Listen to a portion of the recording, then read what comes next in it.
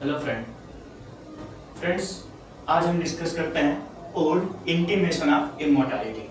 ठीक है, तो ये भी एक विलियम वर्ड्सवर्थ का फेमस पोयम है। ठीक है, तो इसके बारे में हम लोग आज डिस्कस करते हैं। देखिए, ये जो लिखा है ना, ओल्ड इंटीमेशन ऑफ इमॉर्टैलिटी, ये एक हाफ टाइटल है, इसका पूरा टाइटल नहीं है। तो फिर पूरा टाइटल क्या है, इसकी फेमस लाइंस कौन सी हैं, ठीक है, इसको हम लोग जान लेते हैं। ठीक है, आप एग्जाम में भी पूछ लेता है, ठीक है, कि मतलब कि इसी what is the full title of intimation of immortality. ठीक है, तो then you have to choose the proper option. तो यहाँ पर इसके बारे में पहला फैक्ट हम लोग लिख लेते हैं कि full title of this poem. ठीक है, तो फुल टाइटल क्या था, लिखिएगा, ओड इंटीमेशन ऑफ इमॉर्टैलिटी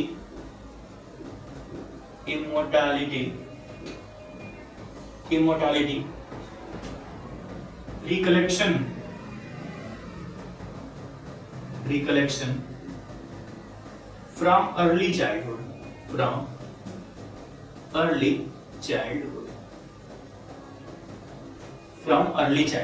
ये इसका फुल टाइटल था। ठीक है, और इसमें ये है कि इसकी फेमस लाइंस क्या है, तो देखिए यहां पर लिख लीजिएगा फेमस लाइंस है। दो इसकी बहुत ही फेमस लाइंस है जो मैं आपको लिखवाता हूं। उसमें कहते हैं कि our life means our birth is but a sleep and forgetting. Our birth is but sleep and forgetting. ठीक है, इसको लिखते हैं हम लोग, our birth is but sleep and forgetting. Our birth is but a sleep and forgetting.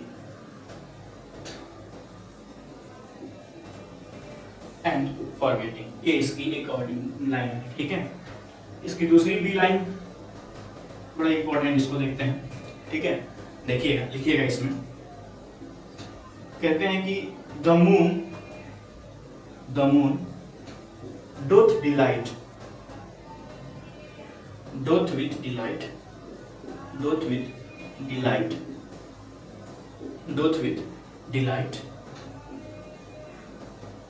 look round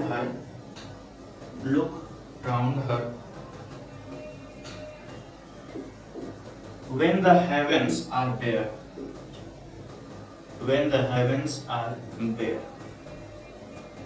ठीक, ये भी लाइंस, तो आप इसको ध्यान में रखेंगे। ठीक है, अब हम लोग बढ़ते हैं जो विलियम वर्ड्सवर्थ की जो नेक्स्ट पोएम है, ओड टू ड्यूटी। ठीक है, ओड टू ड्यूटी। तो अब हम लोग इसको फिर इरेज कर देता हूं, फिर आगे हम लोग बढ़ते हैं। ठीक है,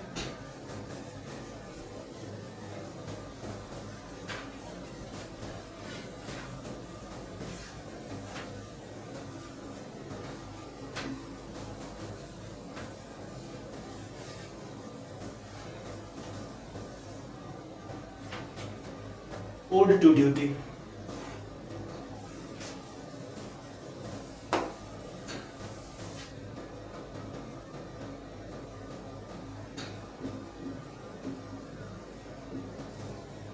Ode to Duty, तो ये पोएम जो है वो 1805 में लिखी गई थी। Means the poem was composed in 1805 and published in 1807। ये डिटेक्टिव टोन में लिखी गई है, डिटेक्टिव एंड इथिकल टोन जो हम जिसको बोलते हैं, तो इसी में ये पोएम लिखी गई है। ठीक है, पोएट ड्यूटी को, यानी जो जिम्मेदारी है उसको, बड़ी एक अच्छी लाइन इसके लिए बोलते हैं। ठीक है, कहते हैं कि eastern daughter of voice of God, इसमें वो ड्यूटी को लेकर के अपनी बात को कहते हैं। ठीक है, तो चलिए हम इसमें देख लेते हैं कुछ इंपॉर्टेंट फैक्ट्स। तो दिस पोएम वाज कंपोज्ड इन 1805। तो लिखिएगा, composed in 1805 and this was published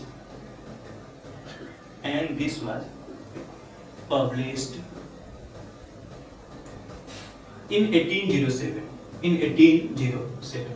Most of the poems of William Wordsworth was published in the year of 1807. इसको आप ध्यान में रख सकते हैं, ठीक है। टोन क्या है इसका?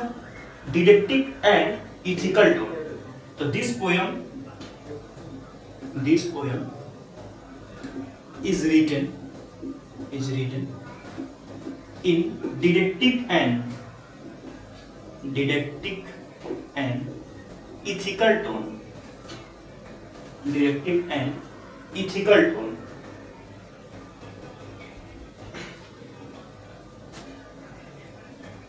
इसको आप ध्यान में रखें, ठीक है। ये पोएम इंस्पायर्ड थी थॉमस ग्रे के पोएम से, ठीक है। और उस पोएम का नाम था हाइम टू एडवर्सिटी, ठीक है। तो लिखिएगा, this poem was also influenced by Thomas Gray poem.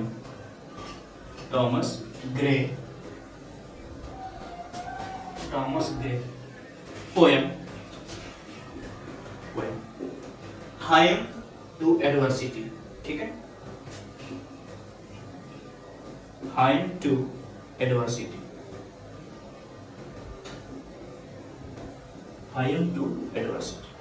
ठीक। इसको भी आप लोग ध्यान में रखेंगे।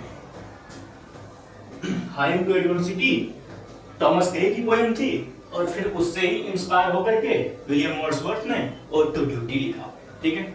इसके फैक्ट्स को, इसमें कुछ और भी फैक्ट्स हैं, वो कहते हैं इसमें, ठीक है, ड्यूटी को लेकर के वो एक बड़ा ही अच्छा लाइन इस पोएम में वो कहते हैं। मैं इसको इरेज कर देता हूँ, यहाँ को लिख लिया हूँ। तो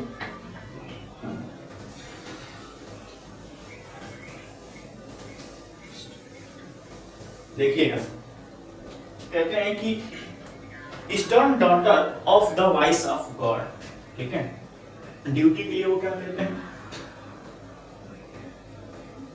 ईस्टर्न डॉटर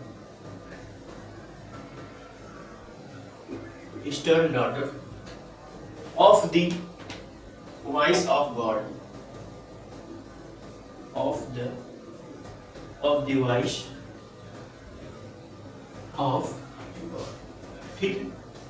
इसको आप ध्यान में रखेंगे, ठीक है। Eastern daughter of the voice of God इस पोएम में कहा गया है, तो आपका आंसर होगा ओड टू ड्यूटी, ठीक है। और भी कुछ लाइन्स हैं, इसको भी देखिए। इसको हम लोग फर्स्ट कर लेते हैं और यहाँ पर इसको हम सेकंड कर लेते हैं। सेकंड में क्या है देखिए, कहते हैं कि मे this uncharted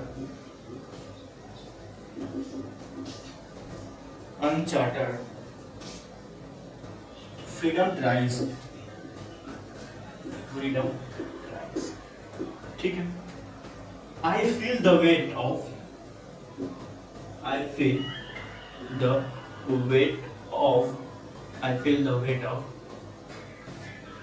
of chance desire, ठीक है। ये ठीक है। इसमें एक और लाइन है जो इम्पोर्टेंट है, उसको भी यहाँ पर लिखिए। माई होप, क्या है यहाँ पर? My hopes no more must change their name,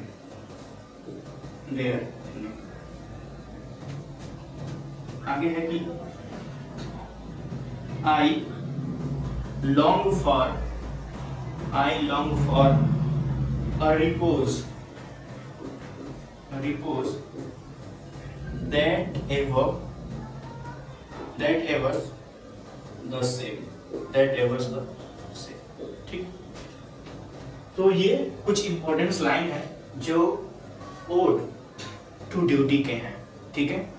ये सारे फैक्ट्स हैं ओड टू ड्यूटी के। अब हम लोग बढ़ते हैं अपने नेक्स्ट पोएम के तरफ। अब हम बात करते हैं सोलेटरी रीपर के बारे में। ये भी एक बहुत ही बड़ी पोएम है, बहुत ही अच्छी पोएम है, ठीक है। सोलेटरी रीपर का मतलब कि एक ऐसा फील्ड रहता है जिसमें एक लड़की रहती है और वो चुपचाप अपने पैडी फील्ड्स की कटाई करती रहती है। तो उस वहाँ पर जो सराउंडिंग्स है, जो ब्यूटी है, जो नेचर की ब्यूटी है, उसको बताने के लिए पोएट ने ये पोएम लिखी है, ठीक है। वो कभी उसको डिस्टर्ब करने के लिए मना करते हैं, ठीक है। तो इसके समरी को और भी इसके लाइन बाय लाइन को भी मैं अपने आने वाले नेक्स्ट जो वीडियो लेक्चर होंगे उसमें मैं आपको बताऊंगा, ठीक है। फिलहाल इसके कुछ इंपॉर्टेंट पॉइंट को डिस्कस करते हैं, ठीक है। तो this poem was also published इन 1807, ठीक है। तो पब्लिशिंग ईयर क्या है? Published in 1807। जैसे मैंने आपको बताया ही है कि most of the poems of William Wordsworth was published in the year 1807, ठीक है। इसमें पोएट बात करते हैं अगर हु वाज सिंगिंग, ठीक है, while reaping the field of paddy, ठीक है। तो इसमें वही लिखिएगा यहाँ पर, the girls is singing a song while reaping. The girl is singing a song while reaping, ठीक।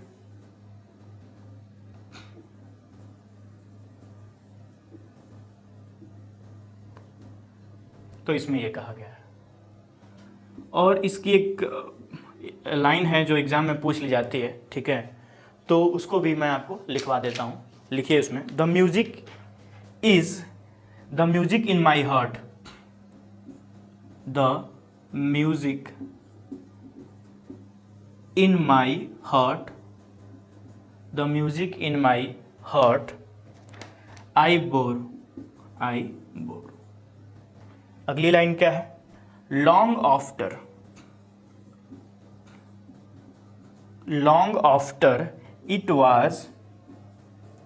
it was heard no more, ठीक है। तो ये एक फेमस लाइन है जो सोलेटरी रीपर की ही है, ठीक है। इसके बाद हम लोग बात करते हैं एक बड़ा ही इंपॉर्टेंट सोनेट है, the world is too much with अस, ठीक है। तो इसको इरेज करने के बाद हम लोग आगे बढ़ेंगे। The word is too much with us.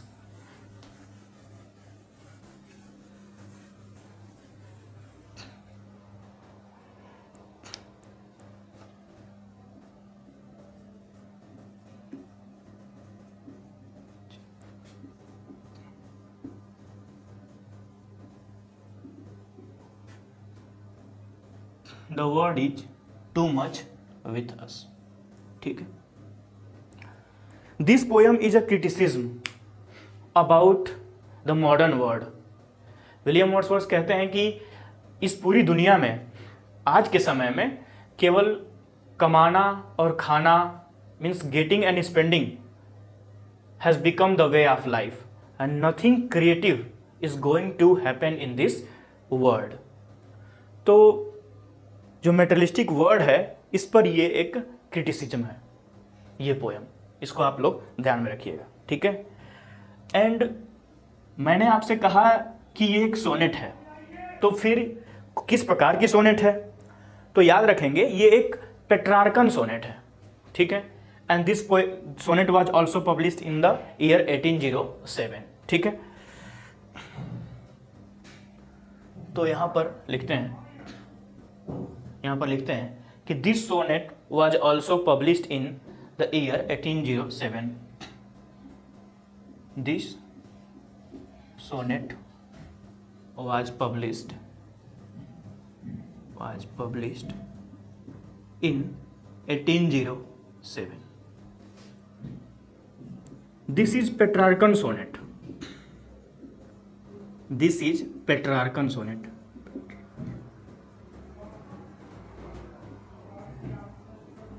ये किस प्रकार की सोनेट है? तो पेट्रार्कन सोनेट है, ठीक है। और इसके बारे में क्या फैक्ट हमको जानना चाहिए, मैं बता ही दिया, ठीक है, कि criticism, this poem is a criticism over modern materialistic world, modern materialistic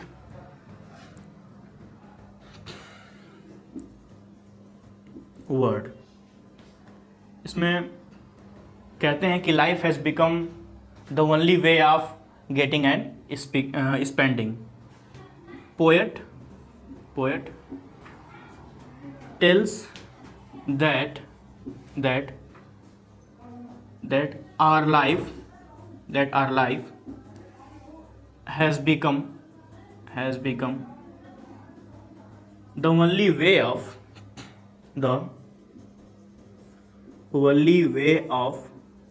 getting and spending,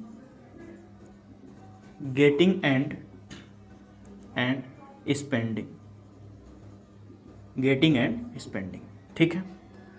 तो ये समझिएगा।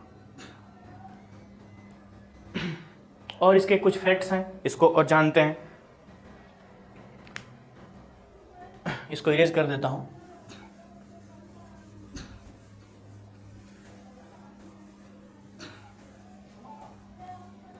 देखिए, इसमें एक अच्छा फैक्ट ये है कि इसी पोयम में जो विलियम वर्ड्सवर्थ हैं, ये दो गॉड का जिक्र करते हैं, जो जिनको हम लोग कहते हैं सी ऑफ गॉड, ठीक है। तो पहला उनमें से नाम है प्रोटियस एंड दूसरे का नाम है ट्राइटॉन। तो ये भी एक अच्छा फैक्ट है, लिखिएगा। Poet talks about to god of sea in his poem। और वो पोएम कौन सी है? The world is too much with us. पहले का नाम क्या है? ट्राइटोन, और दूसरे का नाम है प्रोटियस, ठीक है। पहले गॉड का नाम क्या है? ट्राइटोन, और दूसरे गॉड का नाम है प्रोटियस, ठीक है। ये गॉड ऑफ सी है, ठीक है, गॉड ऑफ सी, ठीक है। ग्रीक माइथोलॉजी में ये इनका जिक्र भी है, ठीक है।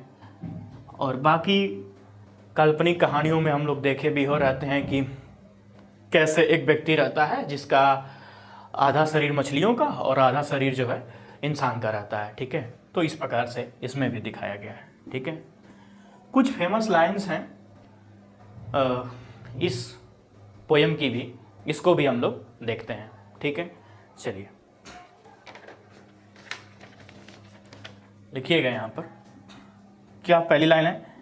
Little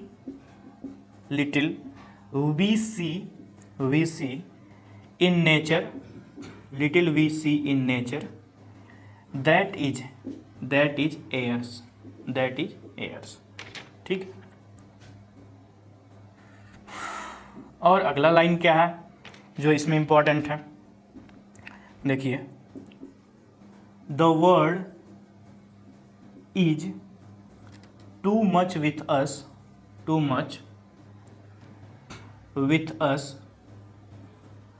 the world is too much with us, late or soon getting and spending,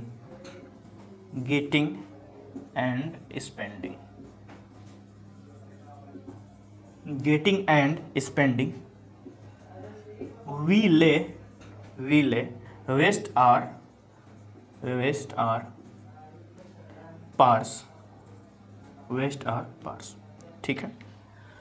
मतलब अभी मैंने आपको बताया ना, ठीक है, कि लाइफ क्या हो चुकी है?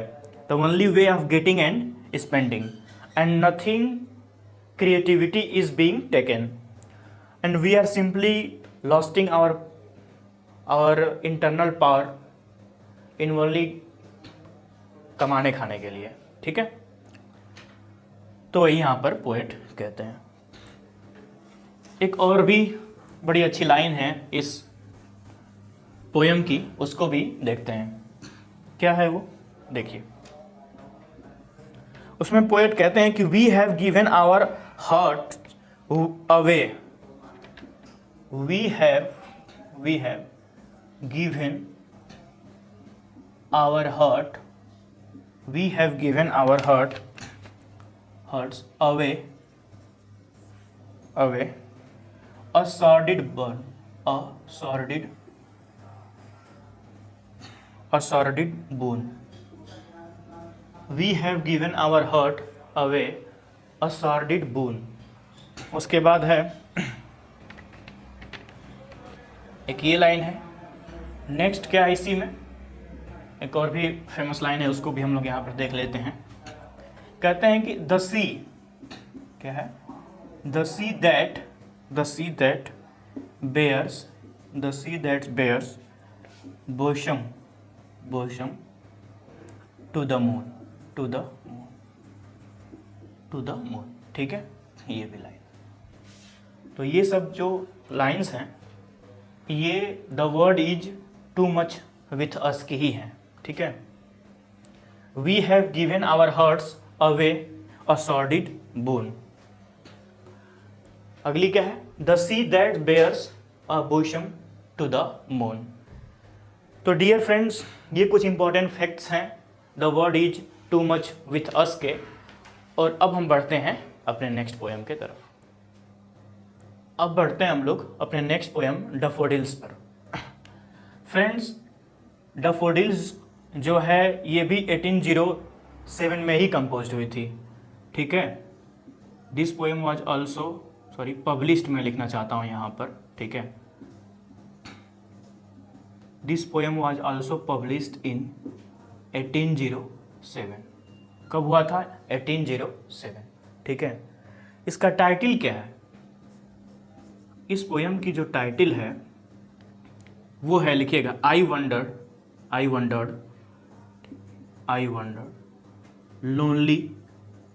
lonely as a cloud, I wandered lonely as a cloud, ठीक है। फ्रेंड्स, बड़े ही एक हम लोग फिगर ऑफ स्पीच पढ़ते हैं, हाइपरबोले हम लोग बोलते हैं, उसमें बहुत बढ़ा चढ़ा के बातें कही जाती हैं। तो एक लाइन अक्सर मैं देखता हूँ, ठीक है, 10,000 I saw at a glance, 10,000 I saw at a glance, ठीक है। तो ये लाइन कहाँ चली गई है, डैफोडिल्स की ही है, ठीक है। एग्जाम में दे देता है, याद रखिएगा, तो लिख लीजिएगा यहाँ पर, बड़ी फेमस लाइन है उसकी, ठीक है। 10,000 I saw at a glance, ठीक है, at a glance। अब इसमें भी पूछ लेता है कि डैश करके और I saw at a glance, और इसी 10,000 को फिलअप करने के लिए ऑप्शन दे देता है, ठीक है। चार ऑप्शन दे देता है और फिर उसमें से डिफरेंट दे देता है। तो आपको याद रखना चाहिए हमेशा, क्या रहता है हमेशा, 10,000 I saw at a glance, ठीक है। इसके अलावा कुछ और भी फैक्ट्स हैं जो हम जान लेते हैं, ठीक है। इसको सिंपली आप लोग लिख लीजिए और एक आध दो बार आप इस वीडियोस को देख लेंगे तो याद भी हो जाएगा, ठीक है। तो चलिए लिखिए कि द स्ट्रेच, ये फैक्ट सीधे एग्जाम में आते हैं। The stage of daffodils, the stage of daffodils in this poem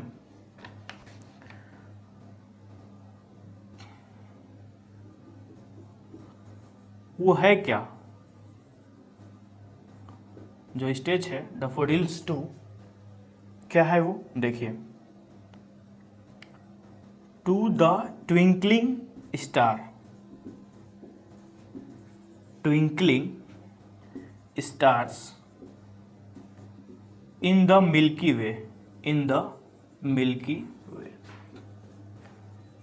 ठीक है, कि जो इस डैफोडिल्स में जो पोएट स्ट्रेच की बात करते हैं वो और कुछ नहीं बल्कि क्या है, the twinkling stars in the Milky Way, the twinkling star in the Milky Way. ठीक है, और फैक्ट्स इसके हैं, इसको देख लेते हैं। ठीक है, तो जो वर्ड्सवर्थ हैं वो डैफोडिल्स कहाँ से कलेक्ट करते हैं, तो लिखिएगा Wordsworth collects the daffodils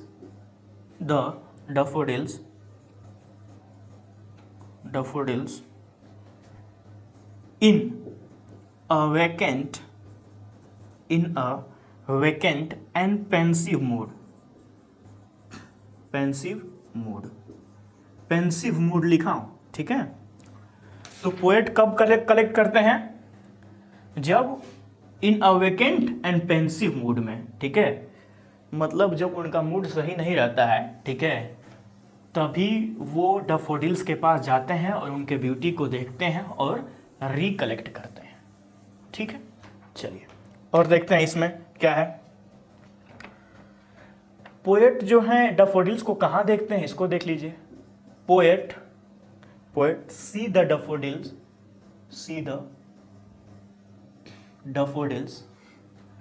along the margin of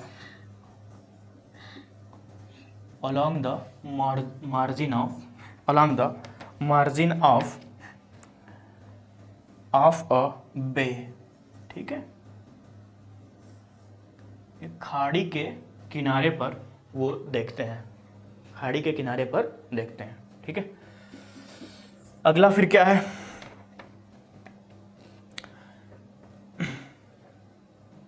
एक और फैक्ट लिखिएगा, डैफोडिल्स डूइंग, क्या करते हैं वो, टॉसिंग their heads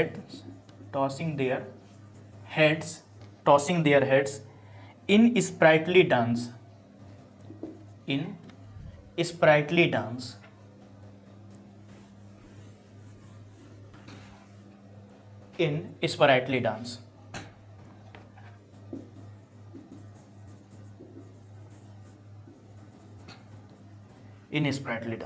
ठीक है, और फिर एक लाइन है इसकी, उसको देखते हैं। वो लाइन्स क्या है, देखिए, the God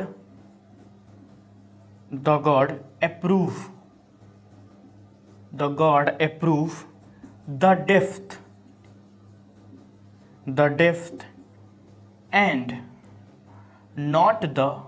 and not the tumult of the soul। ये लाइन कहाँ की है, तो ये लाइन भी डैफोडिल्स की ही है। ठीक है, the god approve the depth and not the tumult of the soul. ठीक है, तो ये रहा कुछ फैक्ट्स डैफोडिल्स के बारे में। डियर फ्रेंड्स, एक और पोयम बच जाती है, Lucy poems.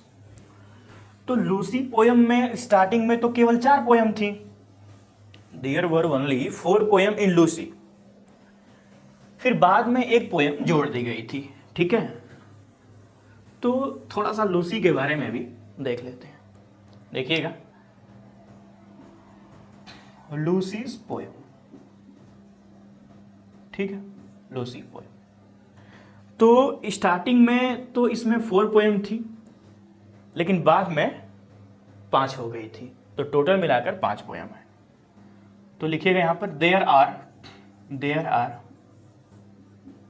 5 poems in Lucy. ठीक है, और वो कौन कौन सी पोयम है, देखिए। पहला पोयम का क्या नाम है, इसको देखते हैं। She dealt among the untrodden way. She dealt among the untrodden way, untrodden way. She dealt among the untrodden way. दूसरी पोयम फिर क्या है? Strange fits of passion have I no. Strange fits of passion, fits of passion have I no, have I no. Strange fits of passion have I no. ठीक है. अगला तीसरी poem फिर इसमें क्या है? A slumber did my spirit seal. A slumber did my spirit. A slumber did my spirit seal. ठीक है. और जो फोर्थ पोयम है वो है 3 years she grew in sun and shower. 3 years she grew in the sun and shower. ठीक. तो ये तो 4 पोयम उसी समय में थी, मीन्स कि एक साथ ही थी, और जो बाद में एक पोयम जोड़ा गया था उसका नाम क्या है इसको देखते हैं.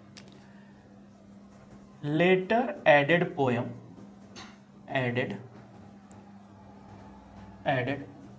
Poem in Lucy. इसको हम लोग 5 करके लिख लेते हैं. क्या नाम है इसका?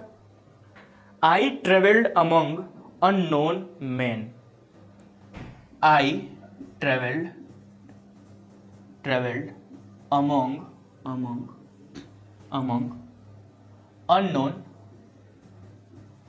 unknown men. I traveled among unknown men. ठीक है. तो ये चारों एक साथ आई थी लूसी में, और ये एक पांचवा बाद में जोड़ा गया था. इसमें इस तरह भी दे देता है कि इनमें से कौन सा जो है लास्ट में जोड़ा गया था. तो then your answer will be this, I travelled among unknown man. ठीक है. तो ये कुछ फैक्ट्स थे जो विलियम वर्ड्सवर्थ के बारे में, उनके पोएम्स के बारे में. डियर फ्रेंड्स, मैं आने वाले अपने क्लास में मैं विलियम वर्ड्सवर्थ के जो भी इम्पोर्टेंस पोएम हैं उन सभी को लाइन बाय लाइन भी एक्सप्लेन करूंगा. और इसलिए आपको ये वीडियोस यूज़फुल लग रही हैं तो आप इस चैनल से जुड़ जाइए. प्रतिदिन आपको एक नई वीडियो मिलती रहेंगी. सो मिलते हैं अब हम लोग नेक्स्ट क्लास में. Thank you.